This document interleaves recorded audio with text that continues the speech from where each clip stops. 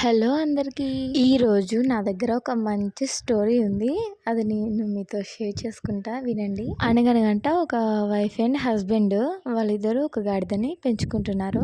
ఒకరోజు వాళ్ళు గాడిద మీద ఎక్కి ఊరు వెళ్తున్నారనమాట. వాళ్ళకి అప్పట్లో బస్సులు ఉండవు.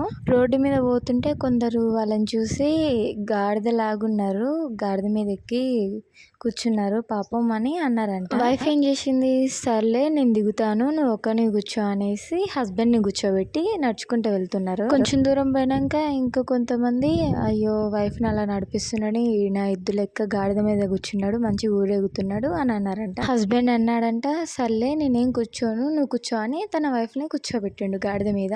ఇంకొంచెం దూరం పోతుంటే ఇంకో కొంతమంది, తనకెంతో పొగరో చూడు, వాళ్ళ హస్బెండ్ నడుస్తుంటే ఈమె ఎక్కి కూర్చుంది గాడిద మీద అని అన్నారంట. సరే ఇదంతా కాదు అనేసి ఇద్దరు దిగి నడుచుకుంటూ వెళ్తుంటే ఇంకా కొంతమంది ఏమన్నారు, గాడిదుంది ఎందుకు, కూర్చోడానికే కదా అని ఇంకా కొంతమంది అన్నారంట. సో ఈ స్టోరీని బట్టి ఎలా అర్థమైందంటే, జనాలు మనం ఎలా ఉన్నా వాళ్ళకి నచ్చదు జనాలకి. సో మనం అవన్నీ పట్టించుకోకుండా ముందుకు వెళ్ళాలి. అనేవాళ్ళు అనుకుంటానే ఉంటారు, అవన్నీ వదిలేసేయాలి అంతే. ఇక నా వెనకైతే చాలా మంది ఎన్ని రకాలుగా ఎన్ని అనుకున్నారో అవన్నీ నాకు తెలిసి కూడా సైలెంట్గా వదిలేసిన. రోడ్డమ్మటి పోతుంటే కుక్కలు 100 మురుగుతాయి, పెంట మీద రాయేస్తే బురద మన మీదనే కదండి పడేది. ఒకడు మన గురించి మన వెనకాల మాట్లాడుతున్నాడంటే వాడు వెనుకున్నాడని అర్థం. బ్రహ్మగారు ఎంత బాగా చెప్పారు అసలు. అది నిజంగా నువ్వు ఒక మాట అన్నావంటే తిరిగి ఆ మాట నువ్వు పడడానికి రెడీగా ఉండాలి.